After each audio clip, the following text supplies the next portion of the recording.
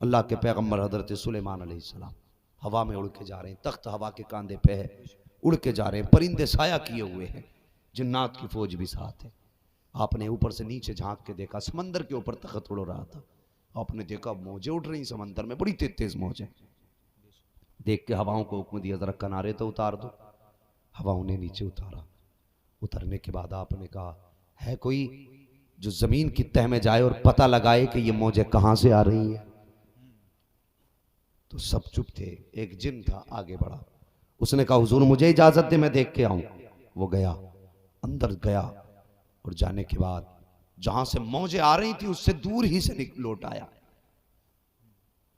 آ کے کہنے لگا حضرت جی میں وہاں تک پہنچ ہی نہیں پایا جہاں سے وہ موجیں اٹھ رہی تھی۔ تو کہا اب کون جائے گا؟ حضرت آصف بن برقی آگے بڑھے، کہنے لگے حضور مجھے اجازت دیں میں جاؤں گا۔ آپ گئے، تہ میں گئے، وہاں پہنچ گئے جہاں سے موجیں آ رہی تھی۔ آپ نے جا کے دیکھا ایک سفید خوبصورت محل ہے، لیکن چاروں طرف سے بند ہے۔ واپس آ گئے، کہنے لگے حضرت ایک محل ہے جس کی جگہ سے یہ موجیں آ رہی ہیں۔ کہا اس محل میں کیا؟ کہا حضرت بند تھا۔ دل میں خیال آیا دیکھوں اس میں ہے کیا؟ کہنے لگے جاؤ اس محل ہی کو باہر نکال کے لے آؤ۔ کہنے لگے ٹھیک ہے حضرت جاتا ہوں، لیکن دو چار خادم اور بھیج دے۔ کچھ جنات اور ساتھ لیے حضرت آصف بن برقیہ چلے گئے، لائے اٹھا کے۔ حضرت سلیمان کے ہاتھ اٹھ گئے، سننا میری بات، ہاتھ اٹھ گئے، کہنے لگے یا اللہ میں چاہتا ہوں اس کے اندر کیا ہے مجھے دکھا۔ جیسے اتنا ہاتھ اٹھا کے کہا اچانک دروازہ کھلا۔ کیا دیکھتے ہیں؟ ایک جوان بیٹھا ہے، ایک نہر جاری ہے، ایک چھوٹی سی بیل ہے، اور گردن جھکی آنکھیں بند ہیں، اللہ کی عبادت کر رہا ہے۔ بول دو سبحان اللہ۔ بات سمجھ میں تو آ گئی نا اتنی؟ اللہ کی زور سے اللہ کی عبادت کر رہا ہے۔ اللہ تمہیں اور ہمیں سب کو عبادت کی توفیق دے۔ اللہ کی عبادت کر رہا ہے۔ آپ نے جا کے سلام کیا، جیسی سلام کیا اس نے بغیر دیکھے کہہ دیا اللہ کے نبی تم پر بھی سلامتی ہو۔ جیسی اتنا اس نے کہا حضرت سلیمان کہنے لگے بتا تجھے میرا پتہ کس نے بتایا؟ مسکرا کے کہنے لگا جس نے تم کو میرا پتہ بتایا ہے اسی نے مجھے تمہارا بھی پتہ بتا دیا۔ سبحان اللہ سبحان اللہ، بہت اچھی، کیا بات ہے کیا بات ہے۔ سن رہے ہیں آپ بات؟ جی جی جی سمجھ میں بھی آ رہی ہے نا؟ بس سمجھ لیجئے بس تھوڑی دیر اور۔ جس نے تمہیں آگے کیا کہا تھا میں نے؟ میرا پتہ بتایا ہے اسی نے مجھے، اللہ سلامت رکھے، اسی نے مجھے تمہارا پتہ بتایا ہے۔ اتنا سننا تھا حضرت سلیمان کہنے لگے بتا تو صحیح یہاں کتنے سال سے بیٹھا ہے؟ اس نے کہا سال دن مہینے تو مجھے یاد نہیں، مجھے نہیں معلوم کب دن ہوتا ہے کب رات ہوتی ہے، لیکن اتنا پتہ ہے کہ میں حضرت ابراہیم خلیل اللہ کے دور سے بیٹھا ہوا ہوں۔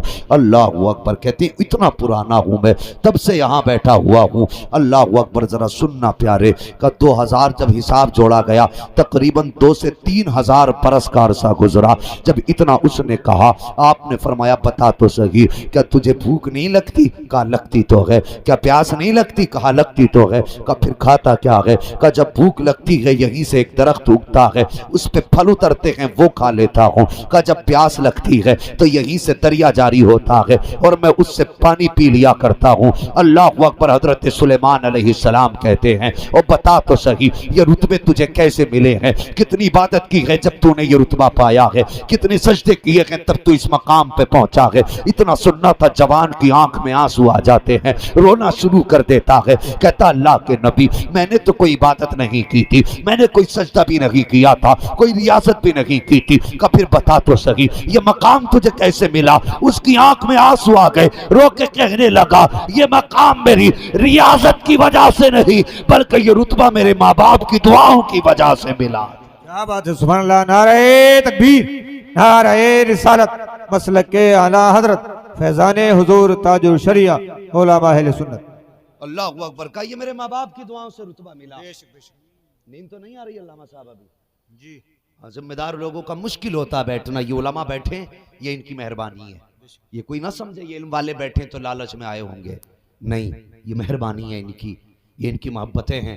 خدا کی قسم یہ اتنے مصروف لوگ ہیں انہیں 3 بجے اٹھ کے قرآن پڑھانا ہوتا ہے، انہیں 4 بجے اٹھ کے ٹھنڈے پانی سے وضو کرنا رہتا ہے، تم بھی نیند پوری کر لو گے، میں بھی کر لوں گا، لیکن بتا یہ کب سوئیں گے؟ یہ ان کی قربانیاں ہیں۔ اللہ ان کو جزائے خیر دے، یہ جتنے آئے ہیں اللہ ان کے رزق میں برکتیں کرے، ان کے علم و عمل عمر میں برکتیں عطا فرمائے، اللہ سلامت رکھے۔ آپ کی علماء سے محبت بتا رہی ہے، آپ نے آمین جی اتنی زور سے کہا ہے، مجھے پتا آپ کتنا پیار کرتے ہیں۔ ایک دعا کر دوں آپ کے لیے بھی، یہ لوگ آمین کہہ دیں گے تو کام بن جائے گا۔ جو علماء سے پیار کرتے ہیں اللہ ان کی نسل کی ہر پشت میں کم سے کم ایک عالم پیدا فرما دے، آمین۔